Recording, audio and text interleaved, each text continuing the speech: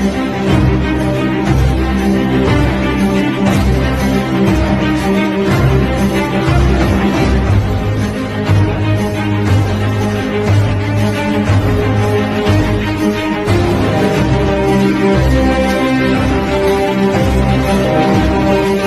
am Maharlika. Magandang araw mga kamaharlakan, naway nasa mabuti kayong kalagayan at maayos na pangangatawan. Assalamualaikum wabarakatuh. Magandang umaga po sa inyo. This is Queen Helen Abdurrahman Elizabeth III.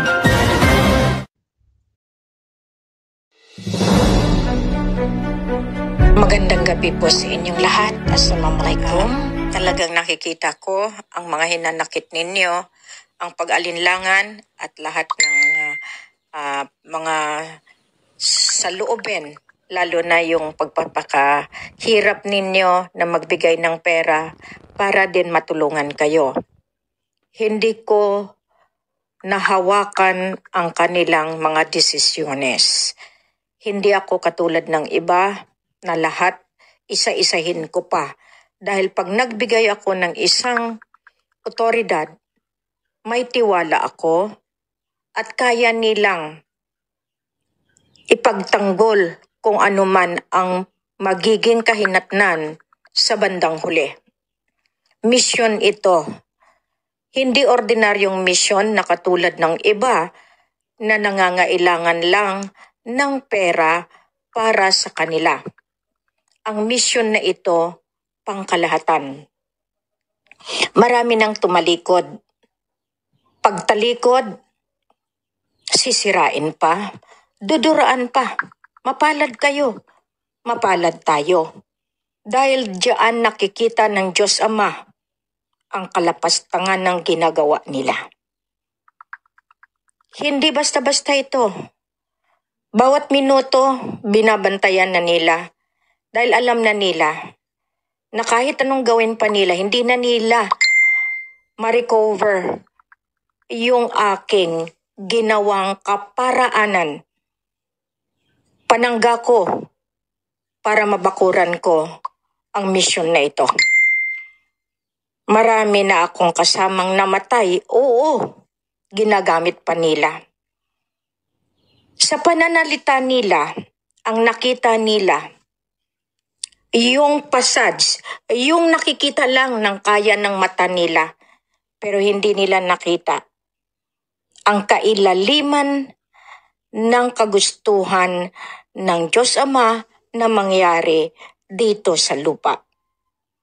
Nakita nyo na ba? Marami sa kanila nawawala na sa diskarte dahil mas sinunod nila yung mga taong naghikayat sa kanila sa limpak-limpak na salapi na ipinangako sa kanila. Subalit, saan sila kukuha? Kaya nandiyan na naman sa Bulacan, naghihikayat dahil ang kasabwat mga obispado.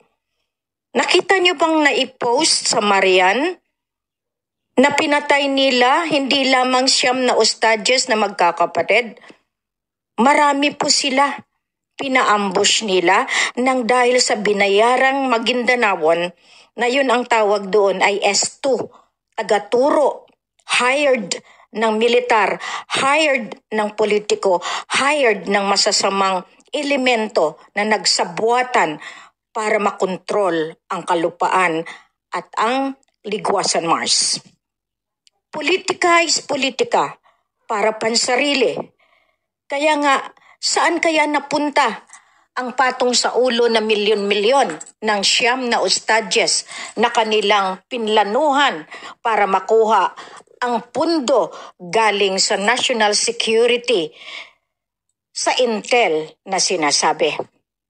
Nandoon si Secretary Galvez sa kanilang event. Nandoon si Archbishop Quevedo. Nandoon si Murad. Nandoon si DILG na ngayon ginagamit ng mga tao para magkaroon kuno ng mga seguridad para maprotektahan ang kanilang mga personal na business. Ngayon, balik ko sa inyo. Tama ba yan? Magpatay ng tao para matakpan ang sikreto? Para makausad sila mula presidente na itinilaga ng illegal na eleksyon. Magpahanggang ngayon, illegal pa rin sila. Dahil bawat gobyerno, meron po yung tinatawag na otoridad na binibigay ng United Nations, ng royal family, dahil ang mundo ay hawak ng makapangyarihan. Hindi lamang physical, kundi espiritual. Kaya sana, yung ginagawa kong 600, kaya nyo ba akong bayaran? Pinoprotektahan ko kayo. Alam nyo ba yung ginawang negosyo ng PhilHealth, ng mga gobyerno, ng mga bawat sangay, yung mga nagbebenta ng vaccination nila, na kahit wala kang turok, alam nyo ba kung magkano? 30,000, meron pang 50,000 para lang maprotektahan. Ngayon, sa halagang 600, umaangal kayo. Dignidad ko, profesionalidad ko bilang nurse, bilang reyna, ang inilagay ko dyan para kayo sagipin. Kasi meron na naman silang gagawin para kayo ay turukan ng kung anong klaseng vaccination. Masakit lang sa akin. Dahil sa konting halaga, ipinagkakait nyo pa rin sa akin. Paano ko kayo mabigyan? Dahil lahat iyan, kinitil nila, maraming buhay na tumutulong. Kaya nyo bang protektahan ang ligwasan na yan ang yaman na nilalaban ko sa buong mundo? Dahil yan ang pinakamata ng oil, pinakabalbula, na kung saan ang pinakaugat ng bulkan na nagbibigay ng oil, gas, deuterium, diyan nang gagaling. Kaya niyo bang protektahan? Ngayon nagsasabi kayo, walang kwenta?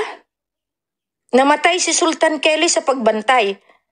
Meron bang nagbigay ng suporta? Salamat doon. Dahil sa huling sandali ni Sultan, naramdaman niya ang pagmamahal ng bawat isa na tumulong. Luha, pasakit, sakripisyo, nakasalang sa lamig, nakababad sa putikan, nakahiga sa ilalim ng malamig na kama dahil sa usbong ng tubig galing sa ilalim. Kayo nag-aantay lang.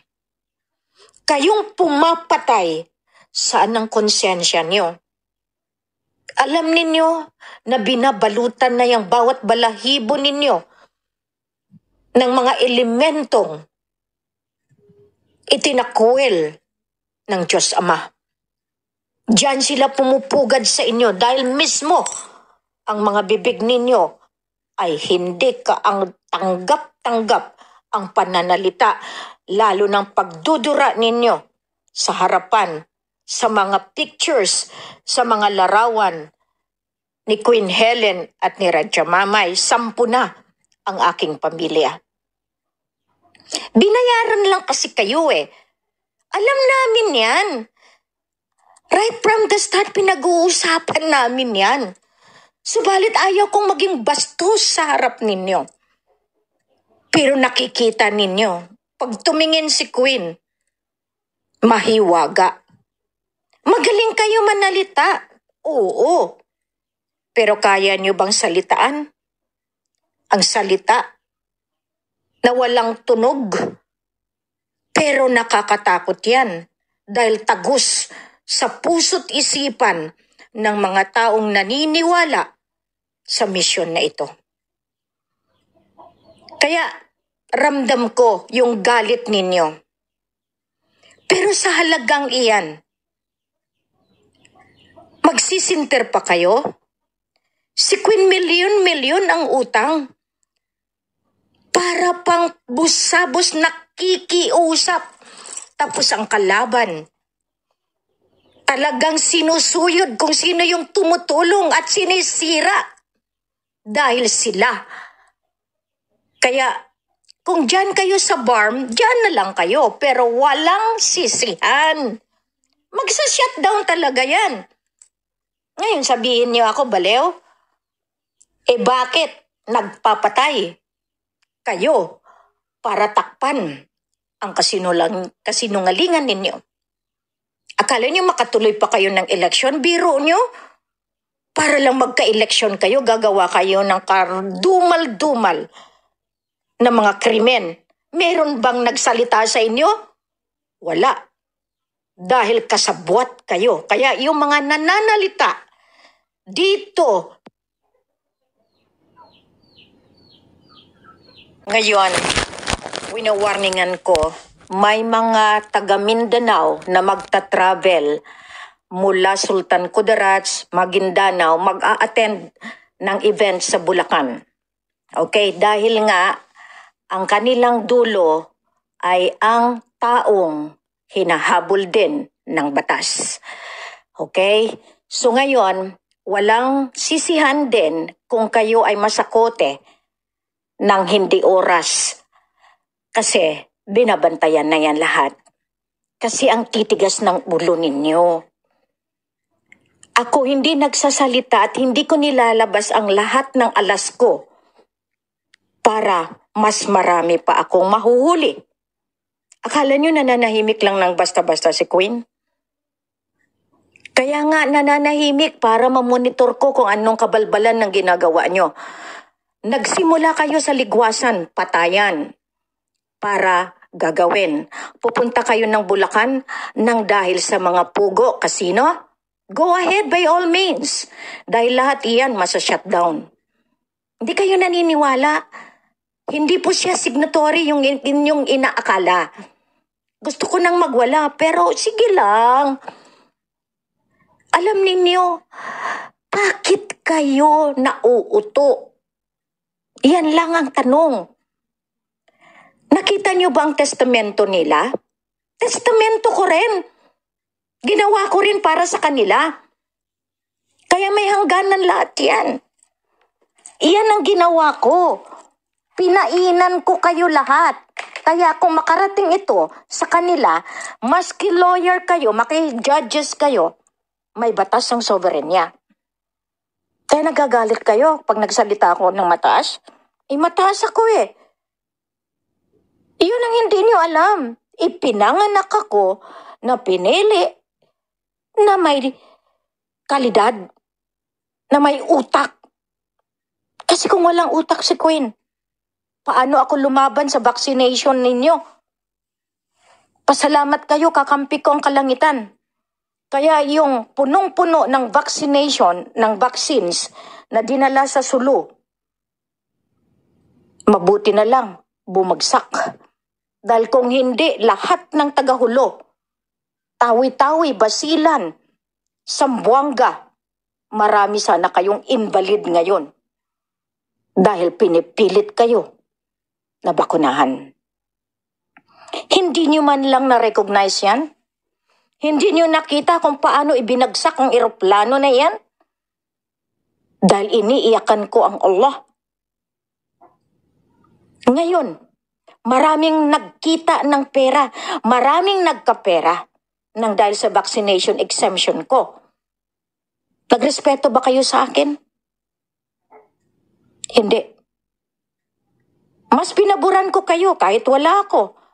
Nililibre ko, pero nagbabayad ako sa tagagawa. Pero ngayon hinahawakan ko iyan dahil binavalidate ko rin ang lahat ng ibinigay ko na vaccination exemption card. Ganyan si Queen, binubuntutan ko. Lahat ng pagkakamali ninyo, tinatama ko. Para kahit saang usgado ng mundo, kahit doon pa sa World Health Organization, kaya kong dumipensa dahil gawa ko. Kayo, kaya nyo? Anong otoridad nyo? Saan kayo kumukuha? Sa mali? Sa kabal? Sa ISIS? Lahat ito sinusuyod na. Kaya kung ako sa inyo, matuto kayo. Kaya nga ginagawa ko ahead of time. Dahil ayaw ko nang maranasan muli nung binabastos ka ng mga inutusan na mga tao. Kaya hindi ko makalimutan yung humarang sa akin diyan sa Zamboanga. Yung nagpahiya sa akin mismo sa mga pantalan ng Sulu. Pero marami pa rin akong na-save. Salamat, General Swibe. Dahil pag inutusan kita hating gabi, talagang sinusuyod mo kahit papano. Dahil alam mo ang mission mo. Marami kayong kasalanan, kayo na mga inutusan, dahil lahat iyan may records. Sino yung mga inutusan na mga health workers nung panahon ng COVID? Sino yung binayaran ng task force para manghuli? Sino yung mga opisyales na nakatalaga sa Zamboanga nung panahon na yon? Sa Sulu, sa bawat lugar. At sino yung mga taong nagturo na ubo-ubo lang ay bandang huli na cremate na dahil COVID na? Ganun na kayo? Dahil sa pera? Ngayon gawin niyo ulit. Ako po ang kalaban ninyo. Bilang isang Queen of Universum Magnum, Queen of the Global Earth, karapatan kong ipagtanggol bawat tao. Pero kung yung mga tao na suwail, na mga tarantado, isa inyo na, turukan nyo na ng vaccine. I-recommenda ko pa. Yan ba gusto ninyo? Mag-isip kayo, mga kababayan. Politika kayo ng politikang hindi nyo alam, unti-unti kayong pinapapatay. Alam nyo ba yung pagkain nyo? Safe ba yan? Yung mga ham ninyo, yung mga burgers ninyo, alam nyo ba kung saan galing yan? Meron na pong human flesh. Mga karne ng tao na po yan. Ang iba na kinakain ninyo. Kaya ako nagmamadali na matapos ko itong misyon, hinaharangan nyo. Darating ang araw, zombie nga kayo dahil yung mga kinakain nyo, tao na. Yan. Masakit akong magsalita ngayon, pero nakikita nyo na ba yan? Tingnan nyo mabuti, mag-isip kayo. Ang iingot ninyo, nakakita lang kayo ng papel na milyon-milyon, akala ninyo doon na ang pera. Paano kung ngawa kayo? O tingnan nyo yung mga tao na sumuporta doon sa mali. Nasaan sila ngayon? Tapos susulat-sulat sa akin, nagkamali sila, kung pwedeng patawarin. Queen is holding the divine justice. Alam nyo dapat, bago kayo dumisisyon. Kaya lahat ng sasalita dyan, hindi nyo alam, nakalista na kayo. Mabait si Queen. Pero pag nananahimik na si Queen at hindi na kayo kinakausap, mag-isip kayo. Bakit? Binigyan kayo ng otoridad Ngayon, kung nakakuha kayo ng pera, isuli nyo na ba? Kasi matutuntun lahat yan, walang sikreto na hindi nabubunyag. Ako nagpapakahirap, tapos kayo nag-feeling mayaman, nagyabang, nagsuot ng mga garboso, mga golds, mga diamonds, nakaapak na sa alapalap. Kayo na ang queen? Ayo, saan kayo ngayon? Dahil may batas ang soberenya. Pag-isipan nyo na mabuti dahil malapit na ang paghuhukom. Hindi akong maghuhukom sa inyo. Meron na pong nakatalaga dyan at meron na pong order dyan. Mag-isip kayong mabuti dahil ang panahon ng Diyos Ama ng makapangyarihan ay sinasala ang bawat isa. Ang timbangan ng mahal na ina ng Black Fatima, iyan ay inihanda. Kaya kayong mapagmataas, mapagmamaliit, kayong mga butod, mag-isip kayo. Kasi akala nyo ganun lang. Paano yan ngayon? Nagsasabi kayo, pinahiya niyo ako dahil dati akong madre. Alam niyo ba, doon ko nakita ang sikreto ng lahat. Kaya kayong nagsalita ng ganyan, malas niyo lang. Dahil isasama ko kayo doon sa mga opispado na nagsuporta sa BARM. Malas niyo lang dahil may ebidensya ako.